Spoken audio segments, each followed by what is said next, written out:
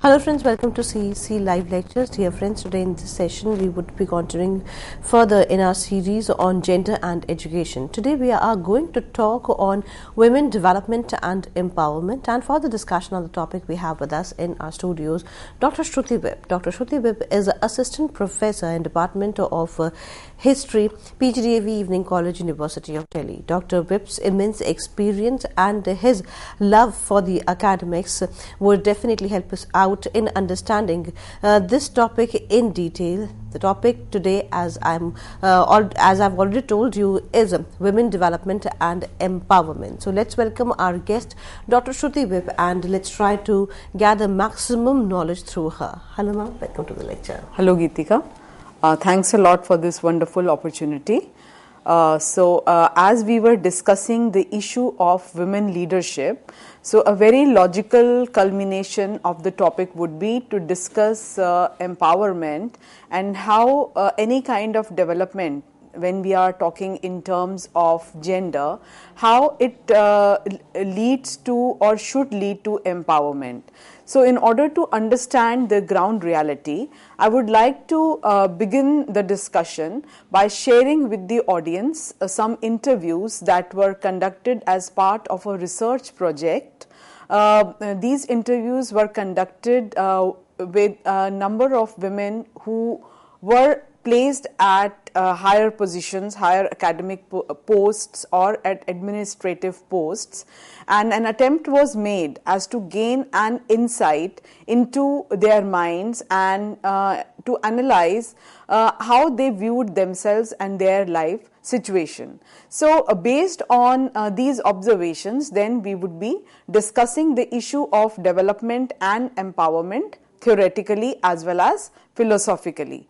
So one major theme that emerged out of a series of interviews that were conducted was the theme of rejection. So a number of women were scared of going through any kind of procedure for further enhancement or improvement of their career prospects due to this hidden fear of rejection somewhere in their minds. So the problem was not to be found only in developing world in countries like India, but also in UK.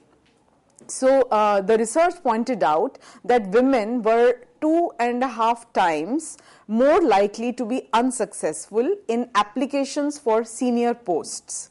Then Afghanistan, which was a war-locked and also a man-locked country where men largely dominate, here also when an interview was conducted with a female deputy dean in Afghanistan, the idea that emerged was that of refusal. So women just refused to assume responsible positions due to a number of socio-cultural factors. So she confided that I think at some point in time in my career, when I was pretty young, I decided that I will not work for others. I will work only for my satisfaction. So this is the view that was shared by another female professor in India. So women have their own thought processes, and probably they do not want to toe the line that has been laid down, and which is kind of a traditional work hierarchy and work pattern based kind of system. Then another female professor from Sri Lanka confided that I find it difficult to control people. I know this, so every time I'm offered this position, I say no. You are not trained to do that kind of thing, you know. We have only been trained in working in our discipline. So therefore, a number of female professors shared their inhibitions at not accepting many important posts that were offered to them.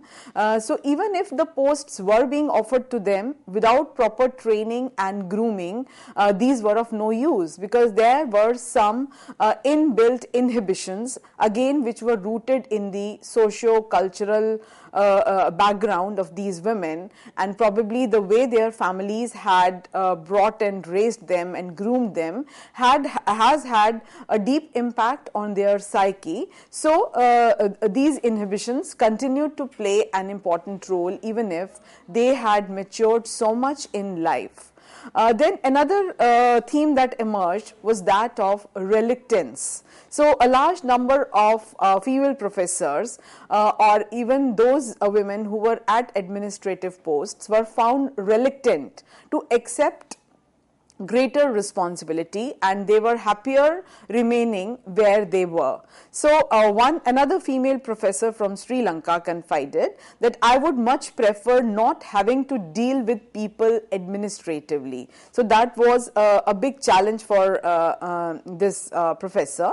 Then another female professor from India confided, what I have felt is that when you are in the leadership position or you are aiming at it, you have rather too much pressure to deal with.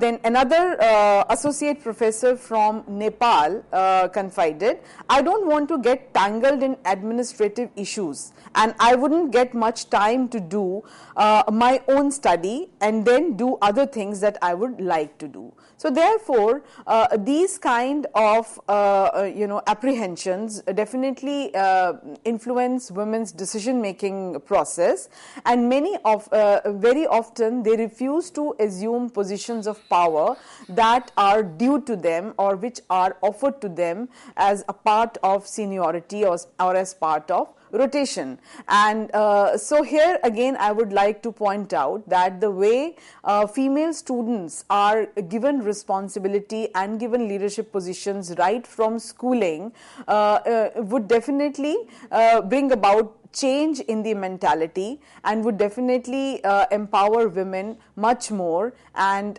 so this would not appear as an artificial process, it would become part of their growth cycle, it would become part of their life cycle, that they are also going to assume leadership positions at various stages in life, be it family or school or college, and then automatically at the workplace. So therefore, having discussed these various interviews, and the gist that emerges out of these interviews is that the need of the hour is enablers for change. Of course, a far more responsive gender policy, gender neutral policy, and also some kind of reservations for the marginalized section of society is need of the hour. But at the same time, we need to have some enablers for change. And when I talk about enablers for change, this means that we must take into account the issues of accountability, transparency, development, as well as data. So therefore, a lot of support and encouragement is needed at various stages of life, and at the same time there has to be a tangible kind of institutionalization of all these parameters. So therefore, trainings, programs must be mandatory for the female employees, and this basically mounts to capacity building. Then also mentorship, advice is need of the hour, and also sponsorship, so that women as leaders are promoted in all walks of life. And all this needs to be incorporated within the context of the policy. So it is not that only namesake these initiatives can be undertaken. There have to be some very tangible and foolproof methods, and this can be achieved only if these alternative approaches are incorporated as part of the policy framework. Then also there has to be a legal framework as well. So legislative networks have to be developed, and the entire process must be made legally binding on the institutions. Then again, effective advocacy at various stages of education, at various stages of schooling, it's primary, secondary, higher, and then of course at the undergraduate level, and then postgraduate level also. Then some kind of affirmative action is also needed, because women historically have been discriminated against, and in order to bridge that divide and in order to bridge that huge gap that exists between male enrollment and female enrollment, as well as male leadership and female leadership, can only be taken care of through some kind of an affirmative action, where some seats are reserved, some leadership positions are reserved for the female workforce, where they are given an edge over the others. Then again, the whole principle of gender mainstreaming needs to be taken far more seriously and in a far more practical way than has been done so far. So the concept of gender mainstreaming basically means that you incorporate gender as a major area of concern in all walks of life and at all stages of education, and it is not only a piecemeal strategy. So basically, there has to be both decentralization as well as a centralized focus on gender mainstreaming. Then one can also talk about the importance of specific programs which deal with specific issues related to women, so that more livable lives can be created for the female workforce, and these specific programs can be targeted to facilitate domestic issues in addition to the issues that arise at the workplace. So it is in this background that we can now discuss the significance and importance of HRM, that is human resource management, because women folk definitely contribute in a big way to HRM. So as one can analyze this from a historical point of view, and how during the colonial period what were the strategies that were adopted, and how by the end of the colonial era, in the post-independence period, how a new role of education was developing in the developing world. So the way India became free, it gained independence, and the way new policies were being implemented and strategized, it needs to be understood that whether gender mainstreaming was being incorporated as part of HRM initiative or not. Then also, as has been pointed out by the report of the first Education Commission, the role of education in modernization was well taken care of, and the Radhakrishnan Commission report laid a deep emphasis, a great emphasis on the important role of education as well as higher education. Now, there has gradually been a shift of focus from only economic development to development of the human resources. So population needs to be converted into a valuable asset, and this can be done through the ages of HRM, human resource management, and also human resource development. So the way population is educated, they are trained, ultimately results in their being empowered and their being able to contribute to the healthy functioning of the economy as well as the country at large. So the result of this overall perspective change after independence was felt in the sector of education, which underwent extreme expansion. There was a phenomenal expansion of education in India post-independence, and particularly from 1980s onwards, this expansion has been all the more as a result of the onset of globalization and a lot of encouragement that the private sector got after 1990s. Now, there has been a development, there has been a shift in the focus from only development concerns or only economic parameters to HRD, that is human resource development. It was not just the machines or the factories, but the humans which were running those machines and factories that counted. So the overall focus was now more on training population in the right kind of skills and strategies to deal with the issues of economic and national growth.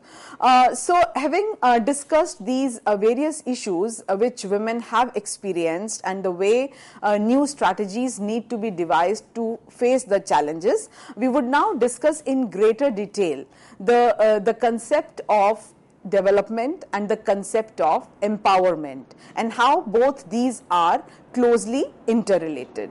So when we talk about development of women, then there are certain parameters that need to be taken care of. For example, it is education, of course, nutrition, employment, and last but not the least, empowerment.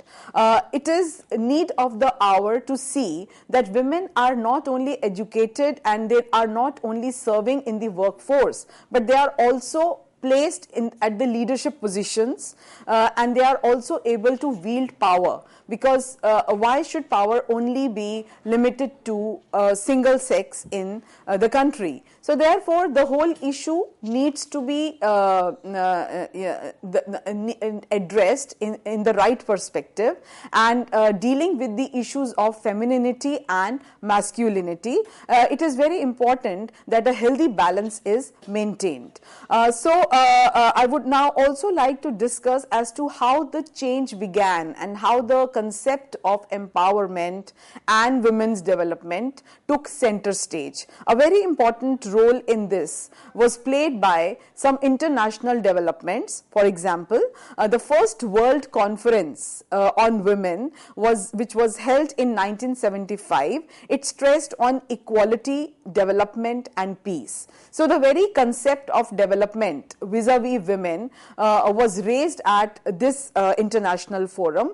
Then the second World Conference of Women, which took place in 1980, emphasized on some key areas for women's development, namely education and employment. So therefore now there was some kind of concrete idea that was emerging as to how women can be empowered. That could only be done through education and through employment. So therefore careful strategization was undertaken in order to encourage these two parameters. Then so throughout this period, that is from 1975 onwards, there was a rising focus on education as one of the necessary ingredient to convert population into human resource, to convert population into a sector which would become far more fruitful and useful for the nation as well as for the economy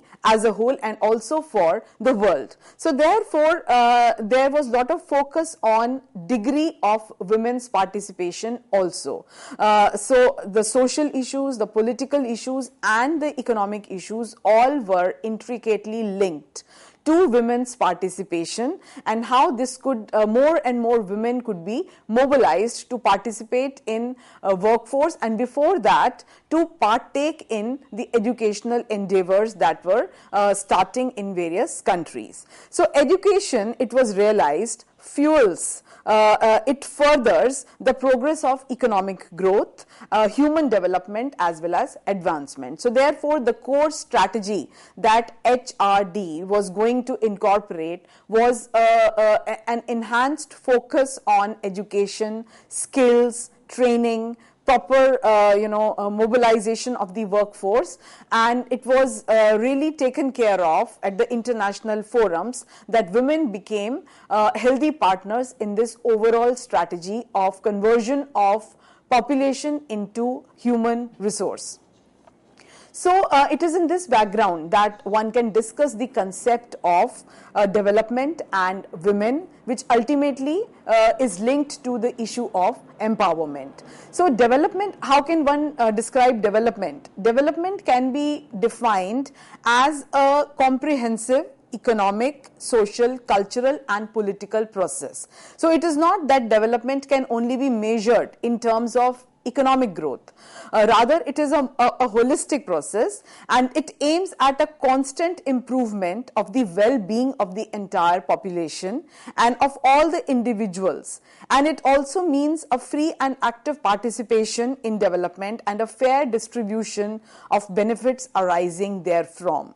So this is a very comprehensive kind of a definition of development, which is not limited to only economic parameters. Rather, it incorporates a whole range of socio-political, cultural, developmental parameters, and the underlying idea is well-being of the population, and how this well-being of the population was to be achieved. It could not be achieved only through an artificial and superficial growth of education or skills.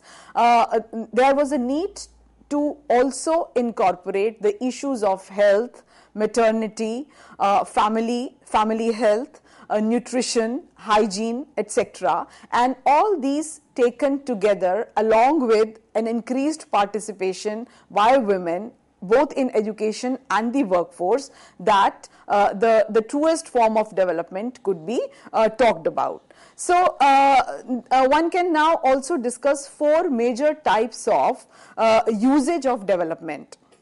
So one usage can be described as the positive or non-valuative usage, that is, in which development is seen more in terms of an intervention, more in terms of an action, and it is seen more as part of the overall structural change rather than any specific sector.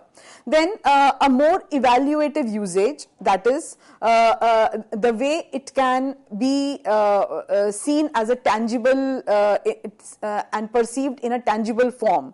So therefore, development as improvement, as a positive change, or as a good outcome which can be measured. Then development also as the platform for improvement, which enables further improvement and change in the overall functioning of the economy as well as society. So therefore one can incorporate both tangible as well as intangible perceptions regarding development, and it is not only that development can be seen, it can also be experienced, it can be imagined, it can be visualized, and the various parameters are all hinging on and around the concept of the well-being, the concept of health, the concept of employment, the concept of useful utilization of available resources. Now there are some basic premises on which the whole philosophy and issue of development hinges. For example, the most important of these premises, of course, is education, which is considered as one of the most important tool for development. Then education brings about economic development. That is also a concept that has largely been supported since time immemorial. Then also it is no denying the fact that education brings about social mobility. The very fact that the marginalized sections of society in a country like India, which was highly caste-ridden and community-based divisions, language-based divisions, and the society being divided into haves and have-nots, not only due to colonial legacy but also due to the historical paradoxical growth that our country has gone through. But education is one tool which can empower the marginalized sections, and there is no denying the fact that education can also be a tool which can empower women. So if we see it from that perspective, then definitely education brings about social mobility. Then education also not only brings about development as a process, as a product, but also it brings about affirmation of women in society. It gives them greater participation, mobilization, greater control, and also power play. So all these are some very important factors which have made education as the most important strategy to bring about development. Now, coming to the historical perspectives in order to understand how the issue of education and development was taken care of in the past, one can discuss the pre-British India, where the traditional system of education was largely linked to the socio-religious institutions, and also it was limited to the upper caste and class mostly, and women were largely neglected from this system of education. Then coming to the British era, education was not to be used as a mode of development or to empower the human resource of India.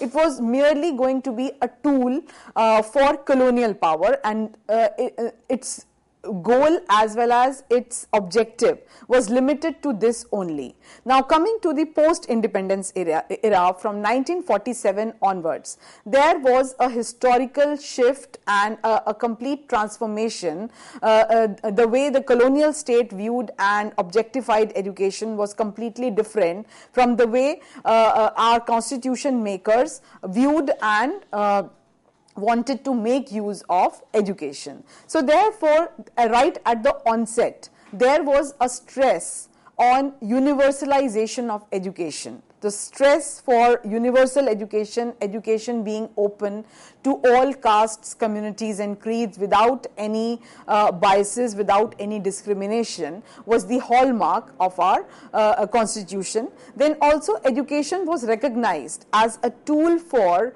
social equality as well as security. So social equality was to be promoted through the idea of universal education, and then of course the 5-year plans. The entire planning process was going to take care of this endeavor for universalizing education, and specific funds were earmarked right from the first 5-year plan onwards, and the process continues till date. So now having introduced you to the concept of post-independence ideas on education, we would be shortly discussing in brief the 5-year plans and how they have tackled the issue of education and development. For the time being, I shall be taking a short break. Thank you. With this note, thank you, ma'am. Thank you so very much for giving us this deep, insightful session. Friends, you're requested to be with us as we are back after a short break. Thank you so very much.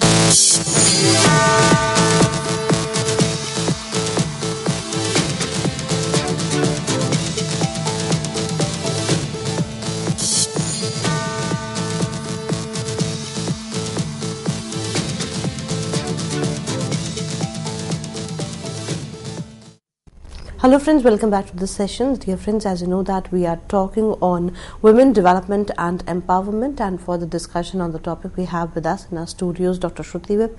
Dr. Shruti Vip is Assistant Professor in Department of History, PGDAV Evening College, University of Delhi. So I would like to welcome our guest Dr. Vip once again and would request her to continue further. Hello ma'am, welcome to the session. Hello Geetika, thanks a lot.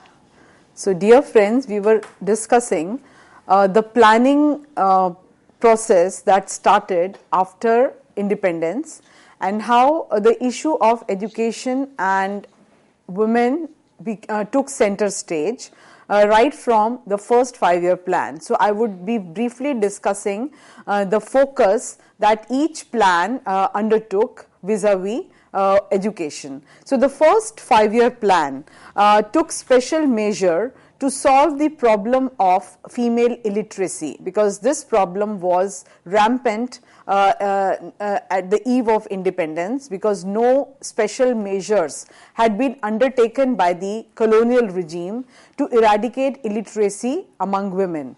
What the British rulers were more interested was in devising an education system that would benefit the colonial administrative apparatus. So therefore, no special focus was laid at any point of time to make women as educated and as empowered leaders.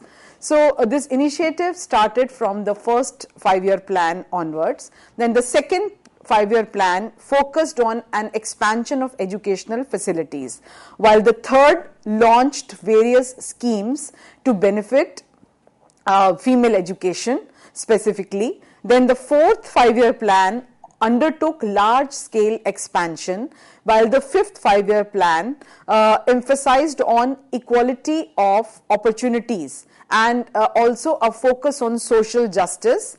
By social justice, one meant that the marginalized sections of society, whether SC, ST, OBCs or women, they got their due and they also got an opportunity to participate in the overall progress of education, employment and development opportunities. So the focus on social justice right from the 5th year plan onwards has not taken a backseat, and in almost all the planning initiatives, this concept was made as the cornerstone of the planning process by successive governments.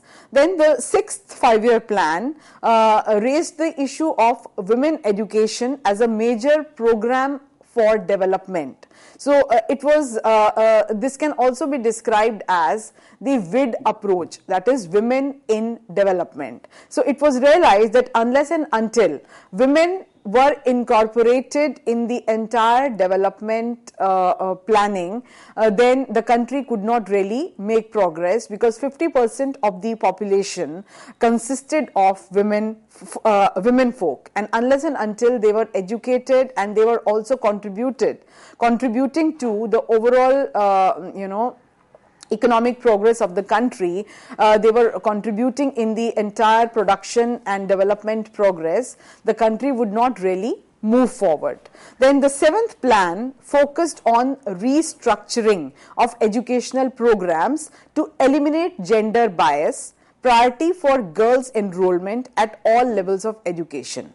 Now, the 7th plan was also a watershed in the sense that the planners, and particularly educational planners, realized that whatever had been done so far had not really incorporated some specific challenges and biases that existed in Indian society vis-a-vis women. So therefore, gender issues had to be taken head on, and these could only be taken if there was some kind of restructuring of the overall curriculum, there was restructuring of the overall pattern of education, and the specific bias and the masculinity that was deeply imbibed in almost all at almost all the levels of education, and also in almost all the sectors of economy, had to be eradicated gradually, and some alternative strategies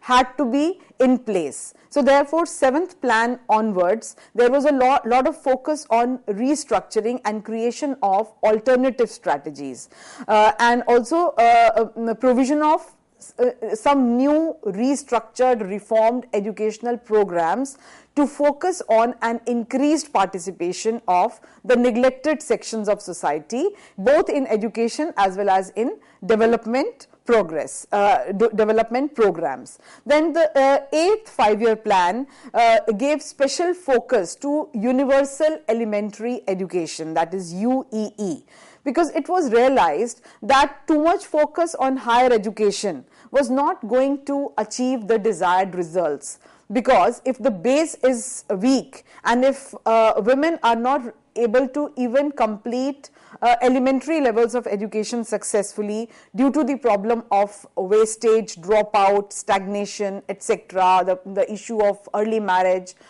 and social norms and taboos, unless and until these issues were addressed and universalization was not achieved at elementary stages of education, then nothing else could be achieved, because higher education comes only after pupils have gone through mandatory years of schooling, and unless and until school education is completed, that some basic values and knowledge is not inculcated, and it is completely impossible and impractical to think of bringing about development only till by providing education till primary level or till middle school. So therefore, UEE became a very important measure to do some kind of a futuristic planning, and in order to create a situation whereby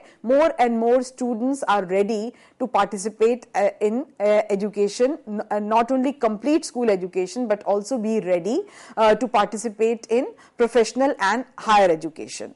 Then the 9th 5-year plan had made commitment to women empowerment and also to convert women as mere participants in the workforce to agents of socio-economic change. So this ability of women was recognized, that through education and through their empowerment, a lot of socio-economic and cultural changes could be brought about in society, and all the evils and all the retrograde practices that were still existing in the society could be done away with through this revised strategy. So the focus on women's empowerment took center stage from 9th 5-year plan, and then the 10th 5-year plan also focused on women's empowerment both socially, economically and politically, and a very important role was also being played by the progress of decentralization, and the 73rd and 74th amendment had really empowered women by mobilizing them in local self-government like panchayats, and even in the urban areas their participation was made mandatory, as many of the states adopted almost 50% of reservation at the local levels. So therefore, this change that had started from 6th or 7th 5-year plan onwards, it continued even in the 11th plan, where empowerment was definitely given a center stage, and there was a lot of focus on women's education per se. Then there also were many gender specific interventions from time to time that were started by the governments in order to bring about a positive change. So we would be briefly discussing those. Now coming to the existing programs, or those programs which have existed in the past, one can talk about the important role played by the Department of Women and Child Development. So this department has continued to play a very important role in devising some gender specific interventions like Balika Samriddhi Yojana, adolescent girls schemes, integrated child development services program, Kishori Shakti Yojana. So all these programs were initiated and were implemented keeping in view the specific requirements of girls at various stages, whether it was pre-puberty or puberty or especially at the middle school level and also at the higher secondary school level. So therefore, the issue of poverty was also kind of addressed in various schemes like Balika Samriddhi Yojana, where the state offered to deposit a stipulated amount of money in the accounts that were to be opened in the names of the girls who were born, and they could be then later on utilized by the parents for the girl's education or at the time of her marriage. Then another important role was played by the Department of Education, which gave lot of focus on district primary education as well as on Mahila Samakhya. So the focus on these two was again categorically focused. It was destined to bring about positive change in women enrollment and also in adult education for those women who had not really been able to benefit from schooling in their during their childhood. Then the Department of Health and Family Welfare has also played a very important and instrumental role in bringing about the changes, and this is particularly with regard to reproductive and child health programs. So the reproductive needs of women and the issue of health and hygiene as well as the issue of child care is largely taken care of by this department. So then one can also talk about some policy initiatives that were introduced in some states, and there was a specific focus on the issues of both child health as well as maternal health, and the major initiatives were definitely geared to bring about equality, equal opportunities and also equity of education. So the term equity of education basically means doing away with inequalities in terms of access, in terms of achievements and in terms of enrollment, and to have a more equitable kind of opportunity which is available to citizens of all castes, communities, sexes, religion, etc. So therefore, the entire focus was on gender sensitization. So gender sensitization became a major focus area, became a major policy initiative in order to remove inequalities as well as to bring about greater social justice and accountability. So the focus on health and education for all also was to be devised with certain gender parameters, whereby more emphasis could be laid on health of women and children, because it is ultimately these two who get neglected in a largely patriarchal male society. So therefore, there was bound to be a convergence of various departments, because the focus of almost all the departments was the improvement of the health of women, as well as the educational standards of women, as well as empowering them. So therefore, there was a healthy convergence in the focus and in the thrust areas in the policy initiatives of various departments. Now coming to some specific initiatives that were taken by Department of Education, since we are focusing on education and development, so therefore it is but logical to discuss the important role played by the Department of Education with this regard. regard.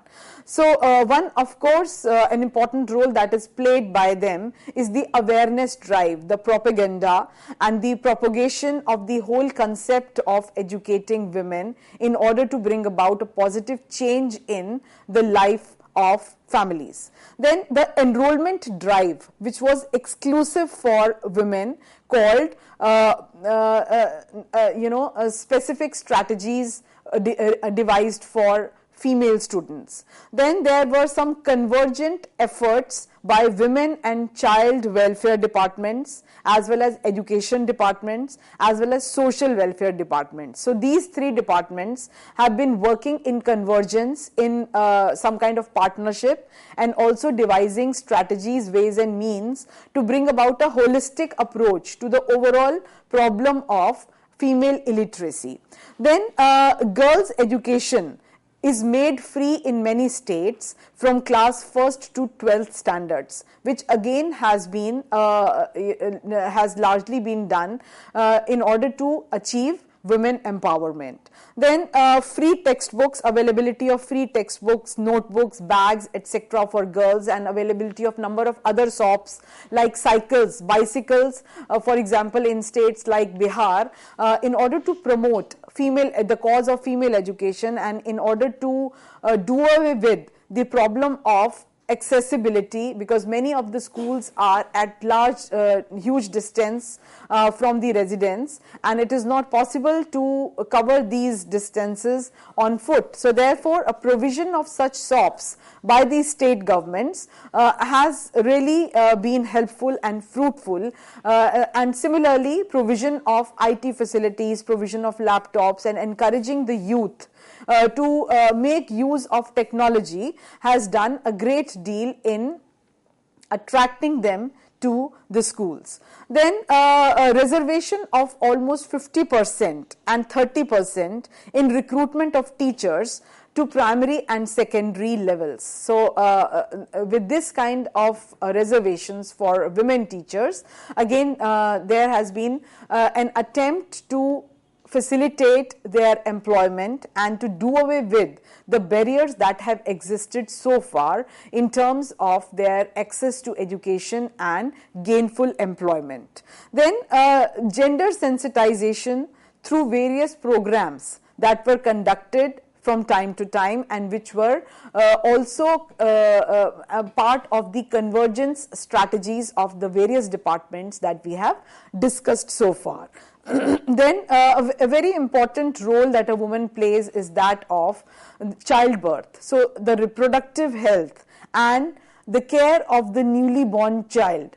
These are also some very important key strategies that are being adopted in order to encourage not only adult education, but also to inculcate values of hygiene, health, sanitization among women, and this again has been undertaken by health and education departments largely. While all these changes have come about, but still there are certain gaps which continue to exist.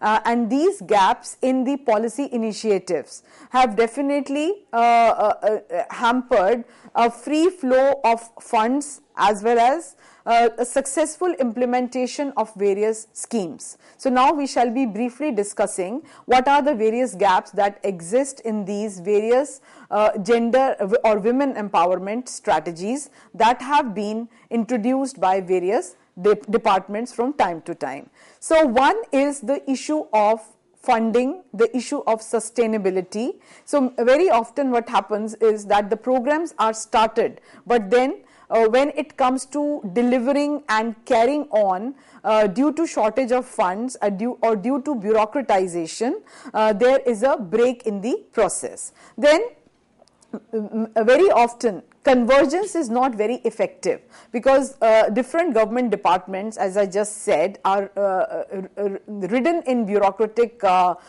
principles. So therefore, rather than facilitating certain trends, there emerge bottlenecks, there emerge hindrances which are not really taken care of right at the beginning. So therefore, there is leakage of funds, and there is lot of stagnation that happens. Then the sector of self-help groups also needs to be strengthened, particularly with reference to functioning. Then the role of mass media can also be highlighted here. Though of late mass media has become very active in raising some important issues pertaining to the social causes and pertaining especially to gender issues, but then this also need not only be limited to entertainment or some kind of attempt at creating news, but also at finding solutions, and also there has to be a focus on some kind of positive role that can be played by mass media in highlighting issues and also in offering solutions. Then lack of government maintained support systems to balance home and work.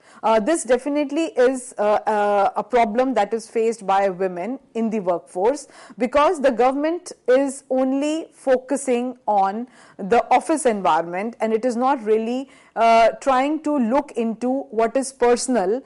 So a very important statement that can be made here is that in terms of in case of women, personal is political. This means that whatever is happening in the life of a woman is definitely far more holistic, and it has wider connotation, not only in her family life or on her personality, but it has wider connotation on the workplace also, because the way a woman would be living her life at home and the way she would be disempowered or she would be humiliated will have long-standing impact on her performance in the public sphere. So therefore, private is very much public and private is very much political and must be taken care of by the governments, and there needs to be a change in this kind of strategic planning, so as to some support systems are created at the workplace, where there has to be on a regular basis some kind of a crutch system or some kind of a support base which takes care of all the problems that are being faced, all the hardships that are being faced by the female workforce, because ultimately it is they only who are giving birth, and it is they only who are going to create citizens, who are going to create population which can be converted into human resource. So unless and until their role of giving birth to individuals, giving birth to citizens, and playing a very important role that cannot be played by anyone else is taken care of and is recognized, their importance would not really be established, and the government needs to take care of the proper maternity benefits and child care leave that must be given to women even in the unorganized sector. So then another issue is the issue of nomadic children, and how a large number of nomadic children and migrant mothers' children are rejected and are not really able to make their mark in society.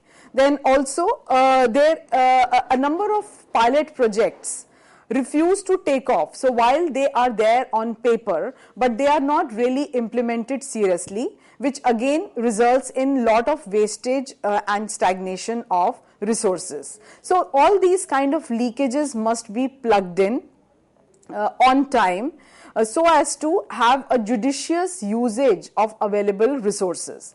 Then of course one needs to discuss how some new challenges have emerged with the onset of globalization, or all the challenges that I have already discussed have already been there. They have existed from time immemorial. They were there in different degrees during pre-colonial period.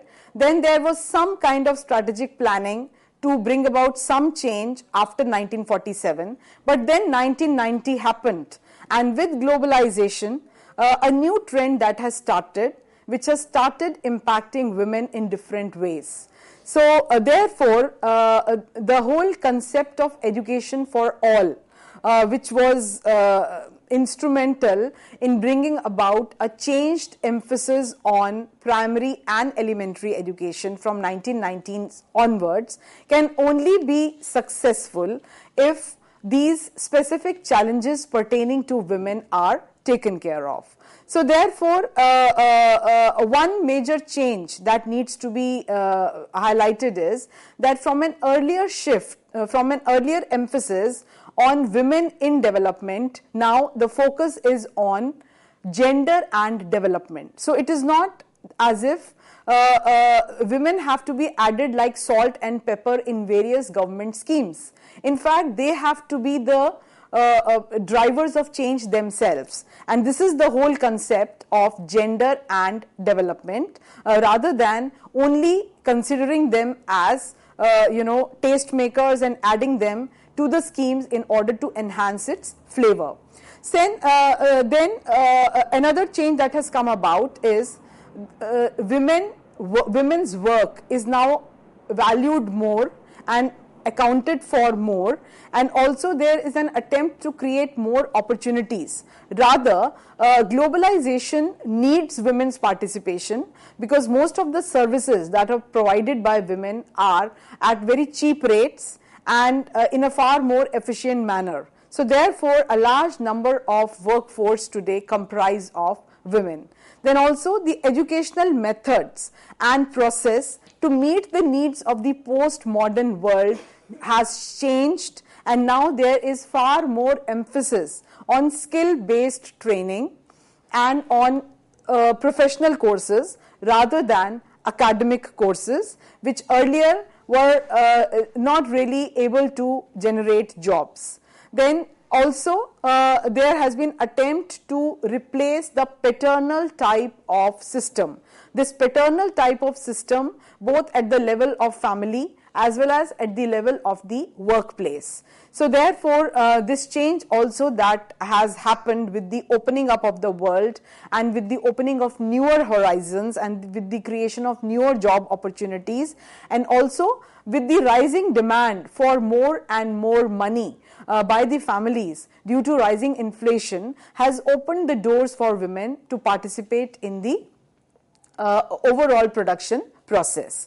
Then education to bring about structural change in the economics of job opportunities and also creation of such opportunities. So this, as I just discussed, has largely been the result of growing influence and importance of STEM subjects, because these subjects like science, technology, engineering and mathematics related subjects are considered as core subjects that would lead to creation of more jobs, and so therefore the strategy needs to be such that women are also able to participate in these in the studying of these subjects, and they are not limited only to humanities related or language related subject or social science related subjects, because it is in these subjects that one finds more job opportunities and also leadership opportunities.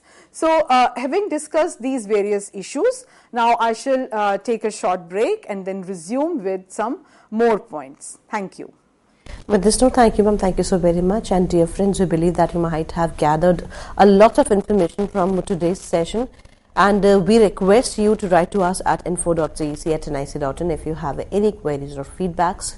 We would be meeting again very soon and would be discussing. Till then, take care. Goodbye. Thank you, ma'am. Thank you once again. Thank you.